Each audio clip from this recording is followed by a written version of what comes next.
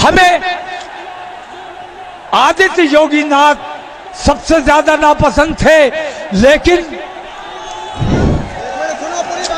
बात सुनो, सबसे ज्यादा नापसंद थे नरेंद्र मोदी से भी ज्यादा। लेकिन पिछले दिनों कई वाकयात ऐसे हुए जिसमें योगी आदित्यनाथ ने यह साबित किया कि वो राजधर्म का पालन कर रहे हैं। उन्होंने अयोध्या में जो खुराफाती हिंदू आए थे टोपियां लगाकर मुसलमानों को बदनाम करने के लिए, मस्जिदों को नापाक करने के लिए, उन्होंने उन हिंदुओं को बेनकाब करके उन्हें गिरफ्तार करके जेल भेजने का काम किया। हम मुबारकबाद पेश करते हैं। हम बुराई की बुराई करने वाले लोग हैं, लेकिन अच्छाई की अच्छाई करना भी हमारी जिम्मेदारी है। हम नाइंसाफी वाले लोग नहीं हैं। बरेली के कर्मचारी नगर का वाकया आपको याद होगा। एक ने अपनी रिश्तेदार 6-7 साल की बच्ची का रेप किया और उसे मरा समझ लिया, और फिर उसने हंगामा शुरू किया कि मुसलमानों ने बच्ची का रेप करके मार डाला।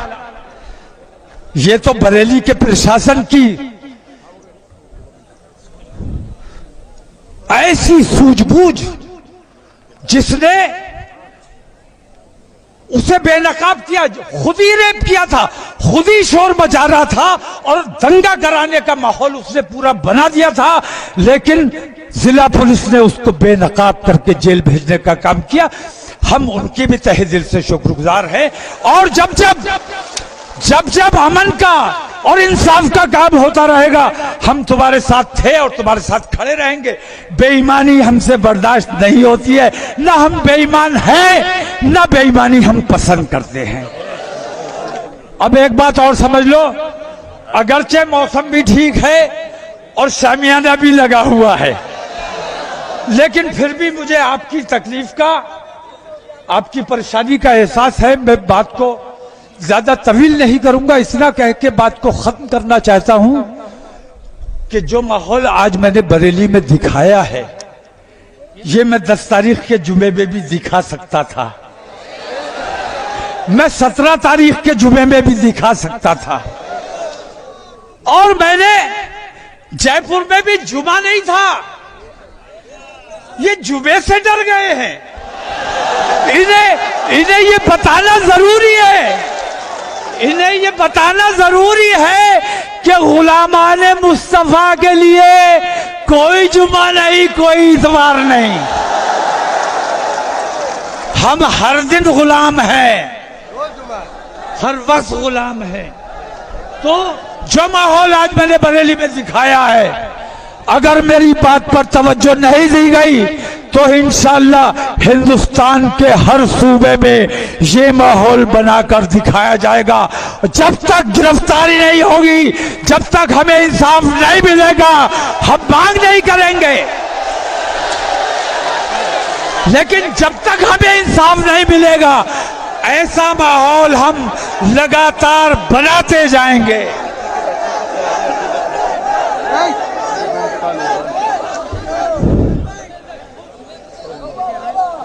रांची की उस माँ का, अपने रांची की वो माँ याद है जिसका बच्चा 15 साल का बच्चा मार डाला गया, और किसने मारा?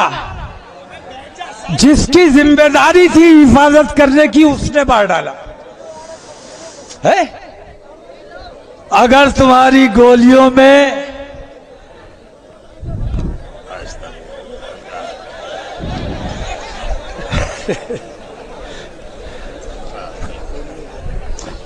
गोलियां अगर हिंदू और मुसलमान देख के चलेंगी, बेईमानी और ईमानदारी देख के गोली चलाओ। चोर कौन है और शाह कौन है ये देखकर गोली चलाओ। मैं उन नौजवानों का भी पुरजोर हिमायत करता हूं। अग्निपथ, अरे जब तूने नाम अग्निपथ रख दिया तो आग तो लगनी ही थी। अगले देखो कहां से लेके आए हैं अग्निपथ। हमारे नौजवानों का मुस्तकबिल तबाह करने का ठेका इस नरेंद्र मोदी ने लिया हुआ है। हमारे उन बच्चों की मैं हिमायत करता हूं जो इस अग्निपथ 4 साल की बेगारी,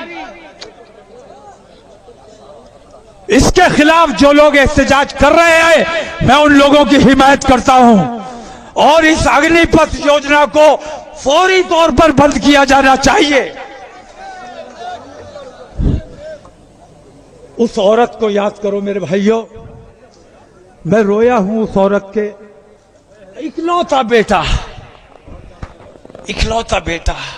और फिर वो मां कह रही है कि मेरा बेटा इस्लाम पर कुर्बान हुआ है,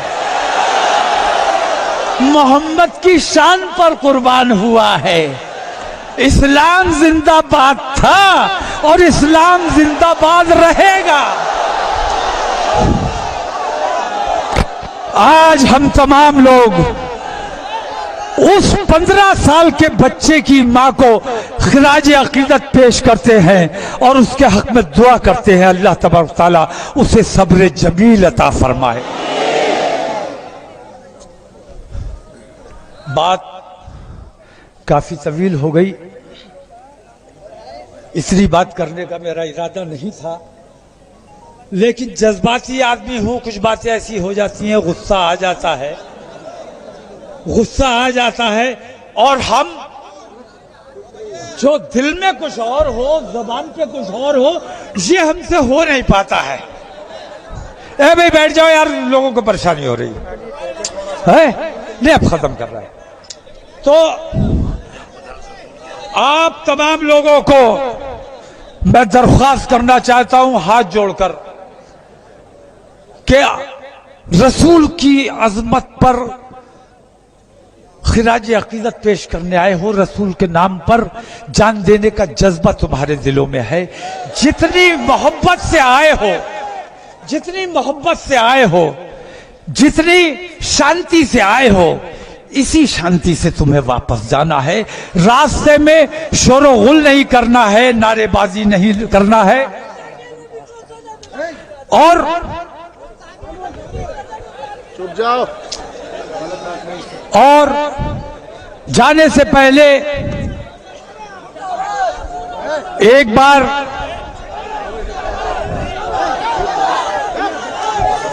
क्या हो गया क्या?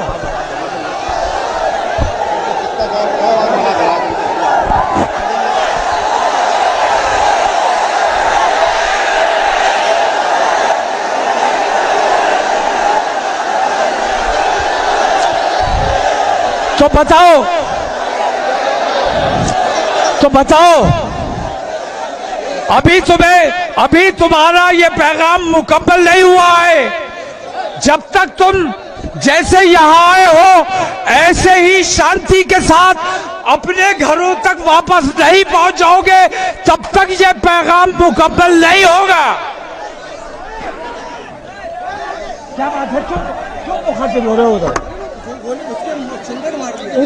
उधर देखो, मैं तुम क्यों देख रहे हो?